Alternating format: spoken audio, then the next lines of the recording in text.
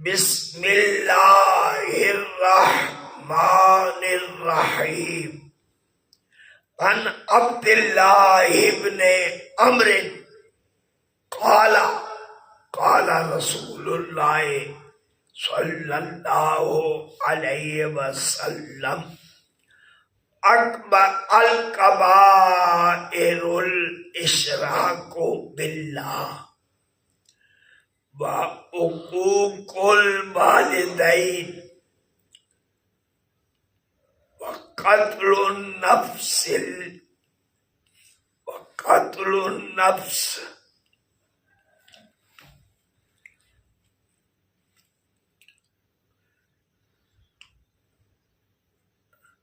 والیمین الغموس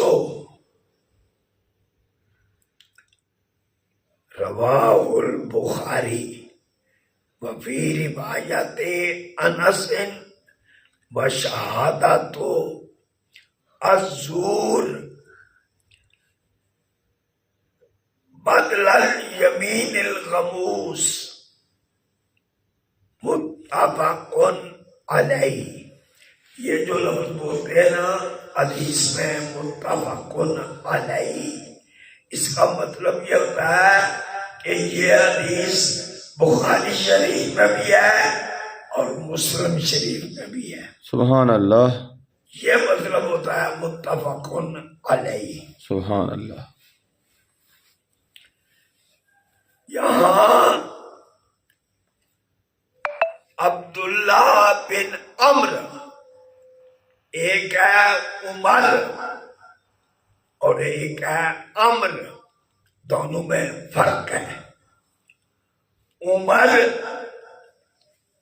اس پر نہ تنوین آتی ہے، یعنی ڈبل حرکت نہیں آتی، نہ زیر آتی ہے، اس کو پڑھا جاتا ہے عمر، اور ایک ہے عمر، اس کے نیچے زیر بھی آتی ہے، تینوں حرکتیں بھی آتی ہیں۔ عبداللہ بن عمر یہاں پر نہیں ہے، عبداللہ بن عمر ہے۔ عبداللہ بن عمر یعنی عبداللہ جو عمر کے بیٹے ہیں، انہوں نے اس حدیث کو روایت کیا ہے۔ وہ کہتے ہیں رسول اللہ صلی اللہ علیہ وسلم نے فرمایا۔ اس کا مطلب یہ ہوا صحابی رسول روایت کرتے ہیں کہ اللہ کے رسول نے یہ ارشاد فرمایا۔ اصحاب رسول ان کے جہاں اور کمالات ہیں، خوبیاں ہیں، وہاں اصحاب رسول کی یہ بھی خوبی ہے کہ انہوں نے ہمارے نبی کی حدیثوں کو حفظ کیا، ترتیب سے یاد کیا، اور ان حدیثوں کو امت تک پہنچایا ہے۔ سبحان اللہ۔ لہذا اصحاب رسول جہاں اور خوبیاں ہیں، ان نے جہاد کیے، انہوں نے بدن قربان کیے، صحابہ نے مال قربان کیے، صحابہ اور اہل بیت دونوں کے یہ مشترکہ خوبی ہے کہ انہوں نے مال بھی قربان کیا، بدن بھی قربان کیا، اولاد بھی قربان کی، اور اس کے علاوہ ہمارے نبی کی حدیثیں انہوں نے یاد کی، محفوظ کی، اور آگے ان حدیثوں کو امت تک پہنچایا ہے۔ یہ حدیث کیا اس میں ارشاد ہے؟ عبداللہ بن عمر کہتے ہیں کہ رسول اللہ صلی اللہ علیہ وسلم نے ارشاد فرمایا، الکبائر کبیرہ گناہ بڑے گناہ ایک صغیرہ گناہ ہے، ایک کبیرہ گناہ ہے۔ صغیرہ گناہ یعنی چھوٹا گناہ، ان کی بھی تفصیل ہے۔ کبیرہ گناہ فرمایا پہلا اللہ کے ساتھ شرک کرنا۔ جو بندہ اللہ کے ساتھ کسی رنگ میں شرک کرے وہ کبیرہ گناہ کا مرتکب ہے۔ اس لیے پہلا گناہ کبیرہ گناہ یعنی اللہ کے ساتھ شرک کرنا، یہ غداری ہے، اللہ کے خلاف یہ غداری ہے، اللہ کی توہین ہے۔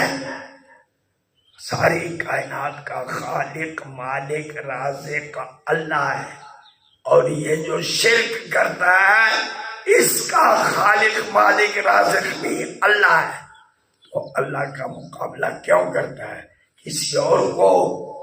اگر وہ اللہ کے مقابلے میں لاتا ہے تو یہ کبیرہ گناہ ہے، بہت بڑا، یہ مجرم ہے۔ تو الکبائر الاشراک باللہ، کبیرے گناہ، سب سے کبیرہ گناہ اللہ کے ساتھ شریک ٹھہرانا ہے۔ دوسرا کبیرہ گناہ کسی جان کا قتل ہے، وقتل النفس، اور کسی جان کا قتل ہے۔ وہ جان اللہ نے جس کے قتل کو حرام قرار دیا ہے اس کا قتل یہ بہت بڑا جرم ہے۔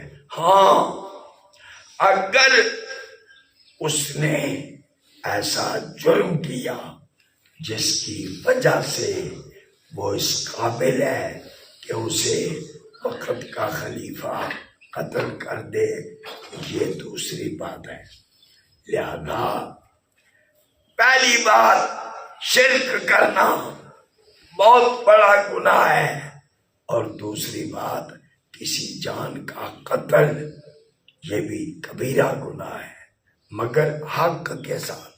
حق کا مطلب یہ ہے کہ خود اس نے کسی کو قتل کیا تو اس کے بدلے میں اس کو قتل کیا جائے گا، یا وہ غداری کرے مسلمانوں کے ساتھ تو اسے قتل کیا جا سکتا ہے۔ اس کی پوری تفصیل ہے، یہاں مختصر بیان ہے۔ پھر یہ بھی فرمایا وَأَكْلُ الرِّبَا، تیسرا کبیرہ گناہ سود کھانا ہے۔ سود کی اگرچہ تفصیل ہے لیکن آسان بات یہ ہے، سود کیا ہے؟ یہ کسی سے، کسی بندے کی غریبی سے ناجائز فائدہ اٹھانا، اسے مال دینا، دیا ہے 500 لینا 600، یہ سود ہے۔ لیا ہے 5000 یعنی اس کو دیا ہے 5000 اور واپسی پر اس سے 5500 لیتا ہے، یہ سود ہے۔ جتنا قرض دیا ہے اتنا ہی واپس لے سکتا ہے، زائد لے تو یہ سود میں آتا ہے۔ تو جس طرح شرک حرام ہے، کسی نفس کو قتل کرنا حرام ہے، اسی طرح یہ سود بھی حرام ہے۔ یہ وَأَكْلُ الرِّبَا، اور پھر یہ بھی ہے کہ رسول اللہ صلی اللہ علیہ وسلم نے یتیم کے بارے میں فرمایا ہے، اور یہ بھی آپ نے فرمایا بچوں، 7 ہلاک کرنے والے گناہوں سے، اس کی آگے تفصیل موجود ہے دوسری حدیث میں. بچو ساتھ ہلاک کرنے والے گناہوں سے. انہوں نے کہا یا رسول اللہ وہ بتائیں وہ گناہ کیا ہے؟ فرمایا ایک شرک اللہ کے ساتھ، اور پھر دوسرا ہے یہ جادو، اور تیسرا ہے کسی جان کا قتل جس کے قتل کو اللہ تعالیٰ نے حرام قرار دیا ہے. پھر سود کھانا اور یتیم کا مال کھانا، اور جنگ، مسلمانوں کی کسی کے ساتھ جنگ ہو، جو بندہ مسلمانوں کا ساتھ نہ دے جنگ سے بھاگے، فرمایا یہ بندہ بھی بہت بڑا مجرم ہے. تو یہ 7 گناہ جو بندے کو تباہ کر دیتے ہیں، ان کا ذکر میرے پیارے نبی صلی اللہ علیہ وسلم نے کیا. اس میں ایک حدیث پہ یہ بھی ارشاد ہے کہ جو عورتیں ایمان والی پاک دامن، جو بندہ ان عورتوں پر الزام لگائے،